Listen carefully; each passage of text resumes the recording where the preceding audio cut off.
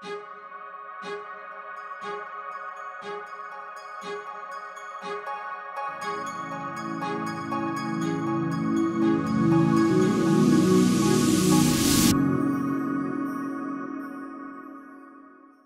hello and welcome to Kitty Talks. We share inspirational life stories that empower you to create yours. And today I have with me a wonderful woman. We've already had a good giggle before coming on air. Robyn Youkillis. Hopefully I said that correctly. She is a certified health coach, expert in holistic digestive system. And we're going to talk about that a little bit later in the podcast. She's also the author of 2 books, Go With Your Gut, which I think is just so up my street. What a fantastic book title. And apparently in the UK, the book is called Reset Your Gut, but I like the American version, which is Thin from Within. So Robyn, welcome to the podcast. Thank you. Thank you for having me. I'm excited to be with you and, hang out with my friends in the UK. Absolutely. And we are and beyond around the world too. Yeah, we do have a global audience. So yes, this will be going 65 countries. We have an audience. Congrats. Very cool. Yes. Well, lots of people are in this conversation. You know, we're all about uncovering and discovering what got you into this in the first place. So before we go down that rabbit hole, just tell the audience who you are and what you're doing in the world at the moment, if that's okay. Yeah, no, I love very clear. Like, who is this girl? So I live in New York City and Los Angeles with my husband and my daughter, who's almost 3. And straightforward, I am a certified health coach. So I went to school for nutrition, got my accreditation, and that was nearly a decade ago. And I've been coaching and teaching and cooking classes and workshops and lecturing and doing tons of online courses for the past 10 years or so now. So my mission is really about connecting women with their gut, with their intuition, the physical part and the emotional part, and that deeper work that's connected to all of this whole conversation we're about to have. Beautiful. And I can just see you come alive when you talk about what you do, which is just fantastic, because that's what we're here for. That's to do the things that we love. Yeah, I feel very lucky. And, in no way does that exempt me from the hard work and, long days and all the moving pieces I'm always thinking about and things that wake me up at night. But yes, at my heart and in my soul and in my gut, I feel very, very fortunate to get to do this. Like I recognize that the work that I do and this work it's a privilege that I get to, run my own ship and decide when, where, what, and lead from a place of passion. And that's actually, what this podcast is all about, Robyn. It's about empowering and inspiring our listeners to step into their greatness and do the things that they're truly passionate about too. So I know that already they are going to be getting some great wisdom from you today. But can you take me back? We had a little chat before we came on air and you said, well, it was a good job I did not listen to my mother. Otherwise I would not be doing this. So can you just explain this comment for me? Yes, we had a bit of a giggle about that, because there's so many people can be in our lives, and typically it can even just be ourselves that keep us from, doing what we feel we could be doing in our hearts. And certainly not in a direct way did my mom say that. But, my mom was always very concerned with me having a job that paid the bills and that I could support myself, and what did my resume look like? And even though I'd always been an artist and a creative at heart, I didn't really allow for any space for that to be a professional career. That was something I got to do on the side and as a hobby. And on paper, my resume, you would never know that I was working full-time as an actress as well. So this is back in the day. So growing up, I loved acting and loved performing. And again, when it was time for me to go to college, my dad was like, I'm not sending you to university for that. You've been doing that since you were a kid. And so I thought I was going to be an international criminal court lawyer and went down that path. And then when I graduated, it's actually really interesting. I was walking to meet some friends at Serendipity, this famous frozen hot chocolate place in New York City. I think it's still there. And I was overwhelmed with the feeling of, I'm not doing what I'm meant to be doing with my life. Wow. And it literally it took me out. I had a full-blown panic attack. Yeah, I had a full-blown panic attack. I never had one in my life. And it was so bad, I couldn't even walk. It had me in a doorway. like literally crouching down, waiting for it to be over. And I was like, what just happened?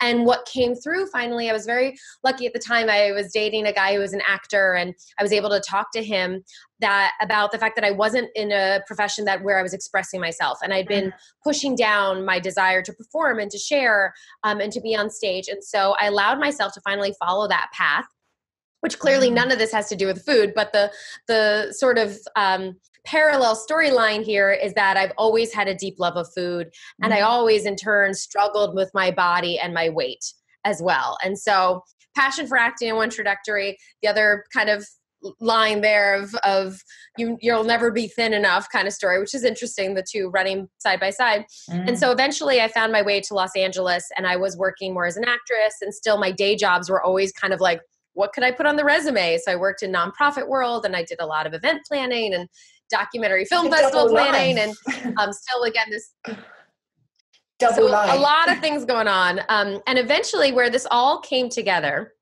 was double life. Yeah. Where it all came together was that I was working another job. I think it was at a nonprofit, and I started dating a new guy, and who's since become my husband. And I started going to the farmers markets and getting really into the natural food world and what that looked like, and how I could feed myself beyond trying to restrict and diet and be as skinny as I could be, and really follow, again, another passion for the markets and like what was there and what was, greens, things that I'd never seen before. And of course in Los Angeles, it's all like avocados and every kind of lemon, and the produce is just so beautiful.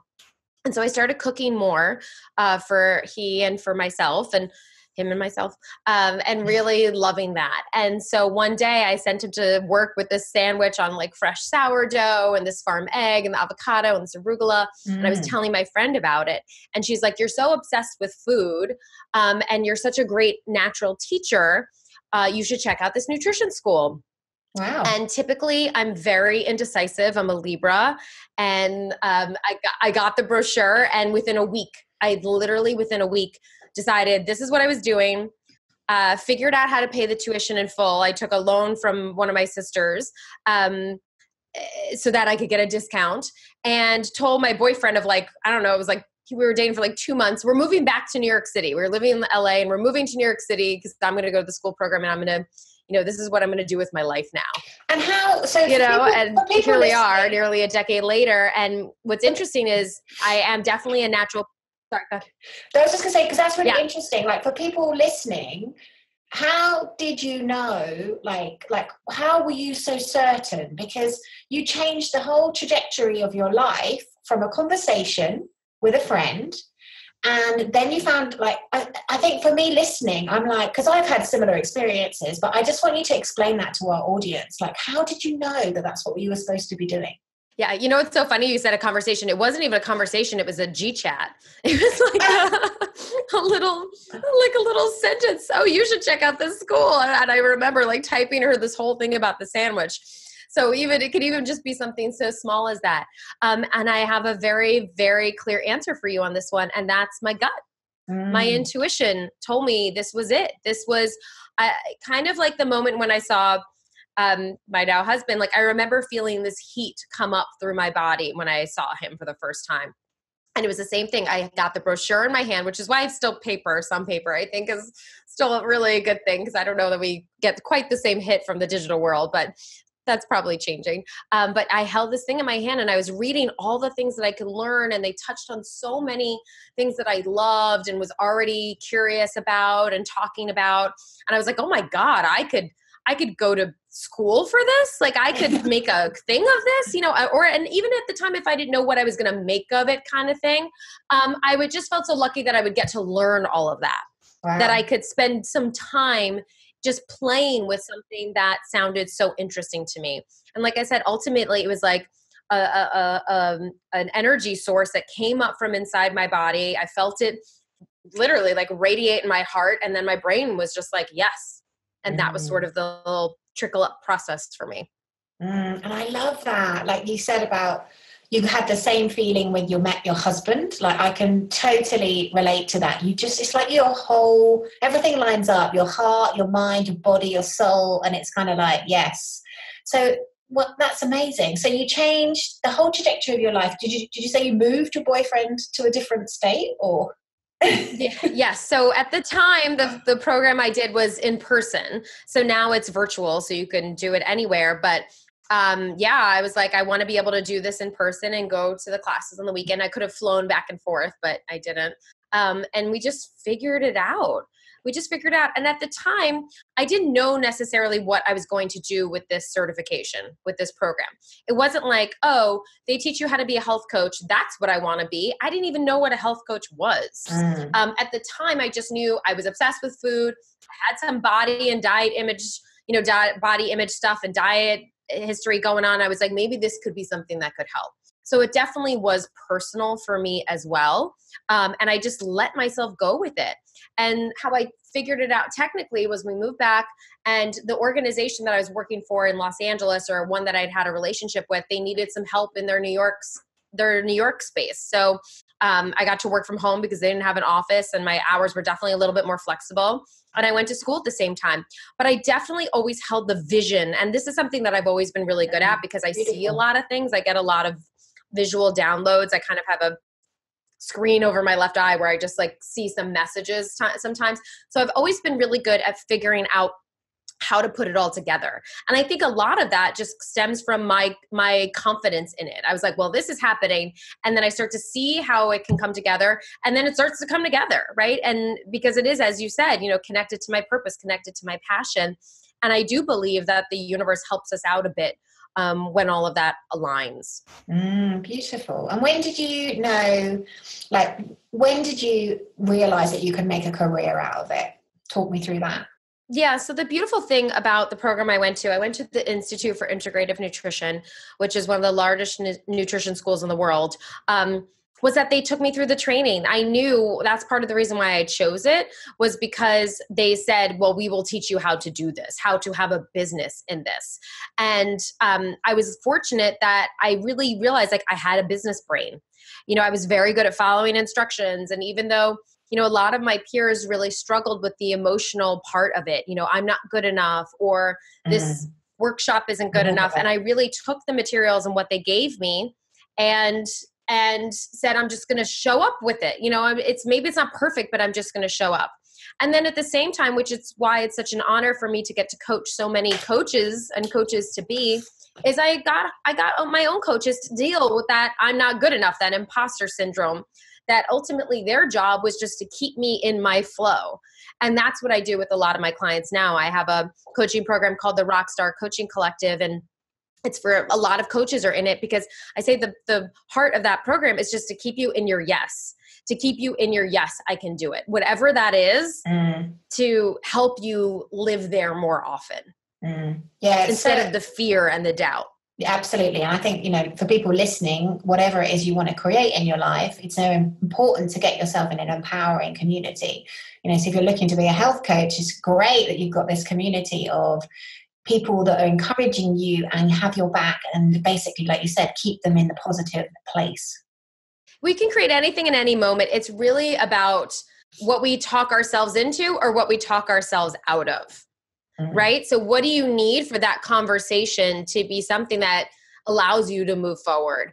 And I like that you said finding communities, I'm not sure if you use the word empower, but finding communities that really do make you feel light and make you feel bright and make you feel happy. There's a lot of worlds that I've been a part of that I thought that they were that, but they actually weren't at the end of the day. They made me compare or, again, feel like I wasn't good enough. So find the places that challenge you, but also, I don't know, it could just be an energy, a vibration or something. It can be something super subtle, or maybe there's no explanation for it.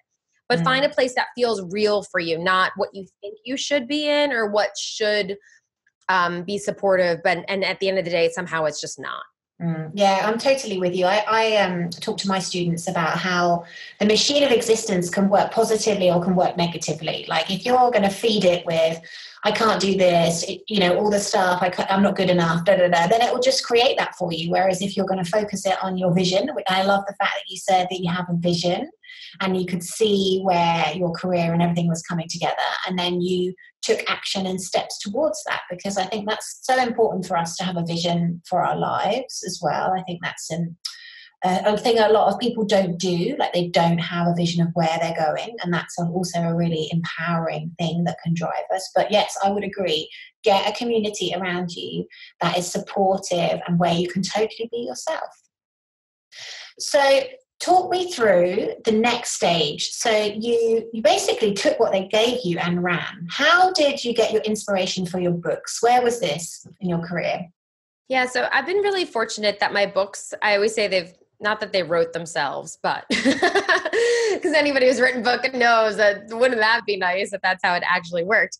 But the ideas for them, the inspiration, the what they wanted to be came from so much coaching, came from my programs that I was running, and also came from my gut. Like a lot of like, what wants to be shared here? What am I talking about with my clients that's lighting them up, that's making them feel better in their bodies, and just taking that and putting it to the page and shaping it and seeing what the themes were and how they wanted to come together. For me, everybody has very different book writing processes. My books end up looking completely different than my proposals do, because I'm at one place when the proposal happens, and then another place where, and I'm lucky that I work with a publisher based in the UK, actually, Kyle Books, who was purchased by Octopus Publishing, that they let me they trust me, right? They say, okay, we trust her. She's, she knows what she's doing here. And the more I say, I trust myself, and get it down, and then see, okay, what's the common themes here? But really the inspiration mostly was coming from my programs, my teachings, and my clients, and seeing what was really good for them and what was really helpful and what was different than other people were saying. What was the Robyn way that I was teaching this? Wonderful. And so which was the first book? Would that Go With Your Gut? So the first one was Go With Your Gut. I always say that that's kind of the like gut health primer. And then the Trojan horse of that book is taking you down this road to clean up your gut so you can live from your gut. So addressing the physical issues you may be having with your digestive system, right? Getting you pooping, making sure you're going to the bathroom, having enough water, getting in foods that are supportive of your system, cleaning out the ones that aren't. And then when we can do that and our digestive system is working better for us, guess what? Your intuition is located in the same place. So we know that expression, a gut hit, or I had a gut feeling about that. We're talking about your digestive system. It's just the emotional layer that's there. And so the book really brings you down that path, and then ultimately teaches you that that's where your intuition is located too. And how can you tap into that as well now that you've made that line of communication flow a little bit more easily between your belly and your brain. Love it. So you're basically cleaning up your gut, and so that you can reconnect with your intuition, and then I presume use that intuition for the food that you eat, to like know what works for your body and what doesn't. Yep, exactly. To know, and really from food and beyond, I say to, go through the process of tuning in for everything. What do I want to wear today? What do I need tonight? I always come back to the question of, and this goes more into my second book, what would feel supportive right now? And how you can ask that in everything. And yeah, you may have a day of meetings ahead of you that feels slammed, but you can still have those little pockets of what would feel supportive. Before coming to this podcast, I made sure that, I had some bone broth near me, because I was like, well, I'm a little bit hungry and it's not time to eat yet, and I need something. So what would feel supportive? What can you go into those meetings with? Take an extra second to make a cup of tea, or go to the restroom and take a few deep breaths, check in, ask your body. And yes, it's around your food choices, but it's really about everything. Self-care, by the sounds of things, it's really making yourself a priority and looking after yourself, and in any given moment, tuning in to see what it is your body needs. Exactly. And I love even taking the conversation out of, it's great that self-care is a buzzword, but it's, thinking about it like self-care almost makes you think of it like a wellness indulgence or a health. That's when you're being healthy. Self-care is just your life. Like that's how you're showing up for yourself and your life that day. Self-care is the baseline, and all the things you do get woven into the time in between the moments of self-care. That's the stuff you add on. But the foundation is, how am I supporting myself today? Yes, I think it's a big conversation. And that could be as simple as drinking water. Yeah, keeping hydrated. Absolutely. Yeah, but I love the concept. Totally. And it doesn't need to, exactly. It doesn't need to be all spa stuff. Yeah. Yeah. No, but I like the concept because I think it's... No, I was just saying it doesn't have to be all day. We're having a little delay. Sorry, everybody. Go ahead. You finish. No, I was just going to say I like the concept because it's bringing it back into us, isn't it? It's kind of bringing everything back to us, to check in with us. What do I need? Where am I at? Like you said, I just need some water, but really taking that time to tune in, like, because life is busy, and if you're anything like me, I do have moments where I run around like, oh, I've got to get to this appointment, got to get to that appointment. And it's just taking that time to breathe and center yourself and come back to who you are and check in and work out what it is your body needs. Exactly. Cool. So talk to me about Thin from Within, because you said that was kind of the extension of Go With Your Gut. And when I think of like Thin from Within, I kind of think of your everything, mind-body connection. So is that the premise of the book? Could you tell me a bit more about the book? Yeah. So my second book, my most recent book, is Thin from Within. In the UK, just for my UK friends, on Amazon and in the bookstores, it's called Reset Your Gut. And it has a different cover, but it is the same book. So Reset Your Gut, depending where you're located, and Thin from Within are the same book. The insides are the same. It's just the measurements are different and the cover's different. But it's interesting because for my second book, my publisher came to me and they're like, we want a weight loss book. And I was like, I'm not writing a weight loss book. I'm trying to change the whole conversation around how we view our bodies. And, yes, I help women lose weight, but it comes from a completely different place. It comes from a place of support and what our bodies naturally want to be or do, and aligning the way we eat with how we know we want to be eating. So what I mean by that is, if you're really struggling with eating too much food at a sitting, your body's going to reflect that. And yes, it may be a physical number, but really what's keeping you up at night is knowing that you're overeating and that it doesn't feel good. And so how can I address those issues at a core level? And maybe you'll lose physical weight, but maybe you won't, and that's okay. So I really have this whole other way that I approach this weight, and I'm using air quotes, conversation. And then I realized, oh, that's a book. There is a different way that we can talk about weight and weight loss. And I really view it more as, actually, I'm just going to read you from the flap. I said, I start with the question, what's been weighing you down? A desire to lose weight is a sign that we want something to be different in our bodies, but even more so in our lives. If you've been on the weight loss train for years, you probably noticed that despite losing weight in the past, you didn't end up feeling or looking the way you had hoped. It's only when you consider your body as a whole that you will finally feel that lightness you've been searching for on the scale. Very nice.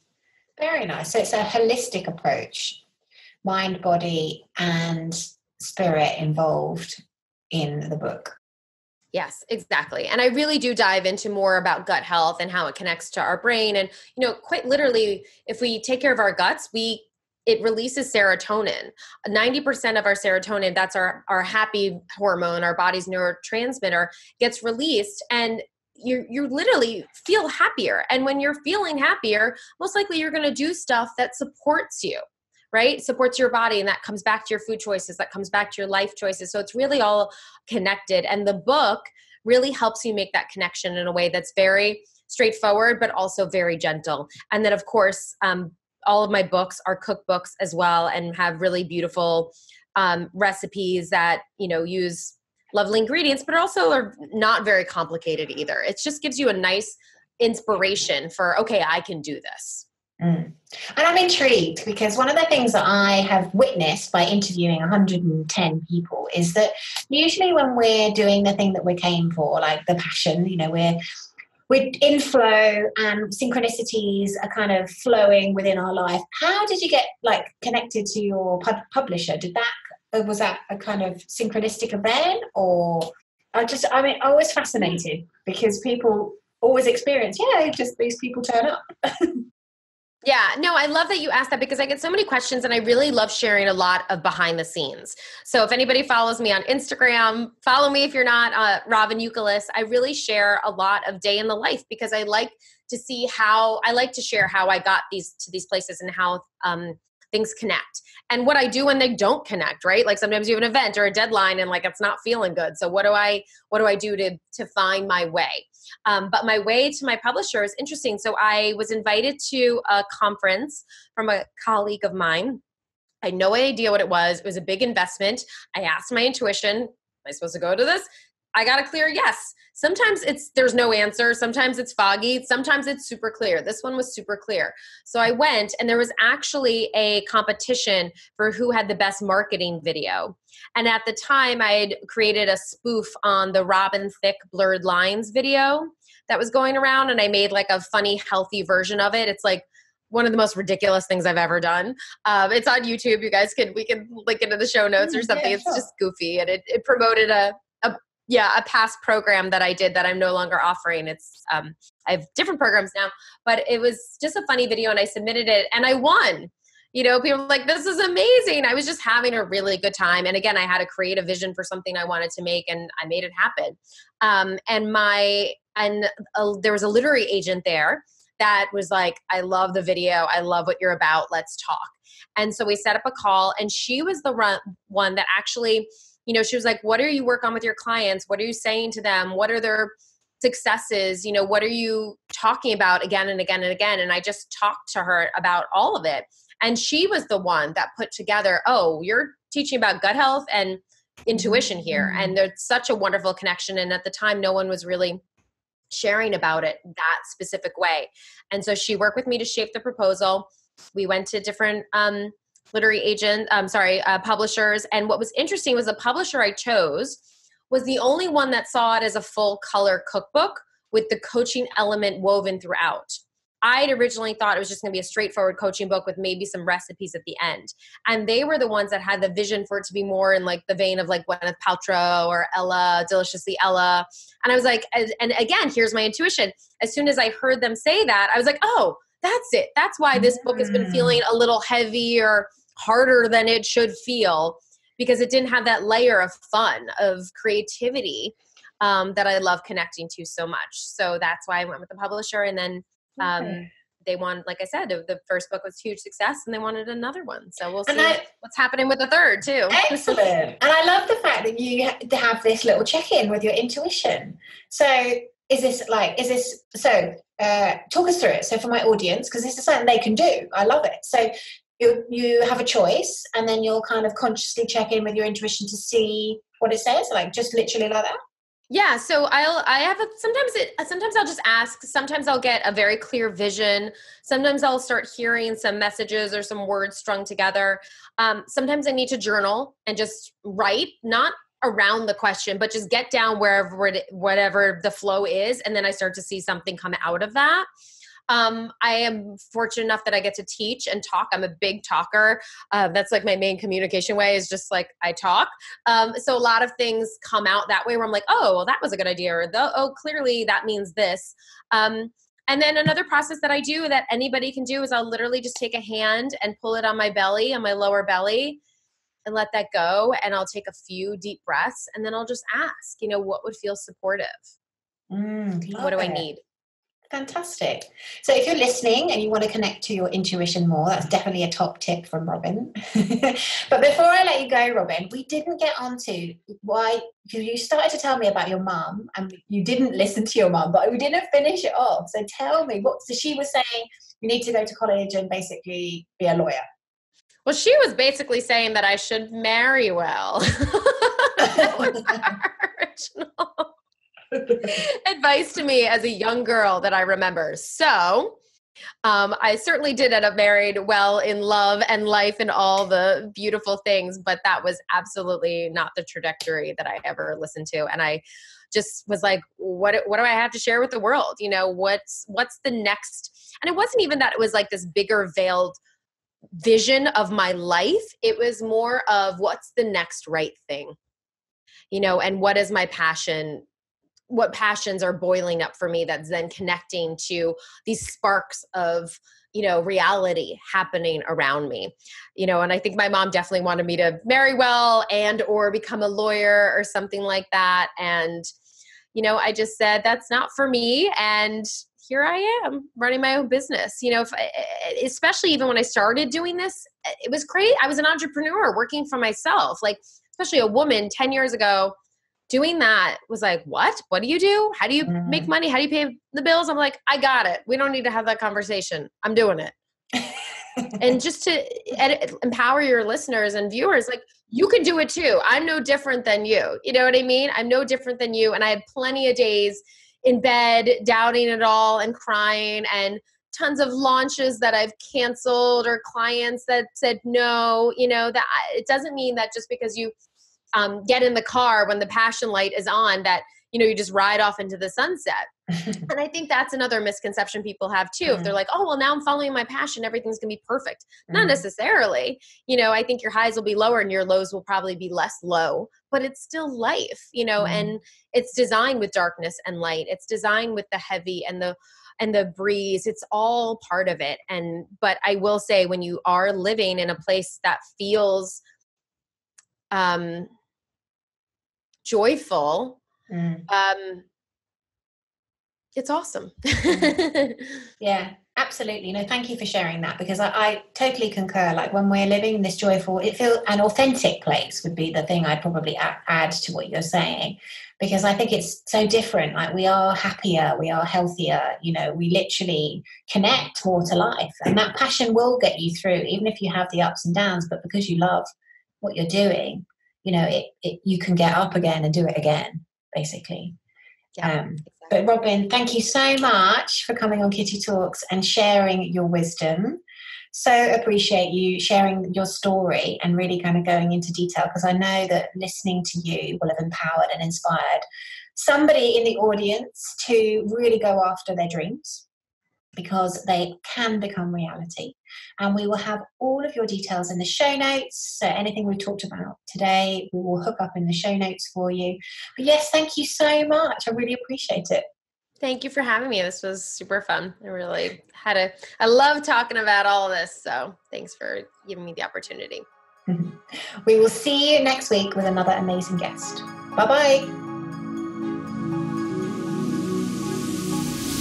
This podcast was sponsored by my Do Your Dharma course. Create a life so good that you pinch yourself.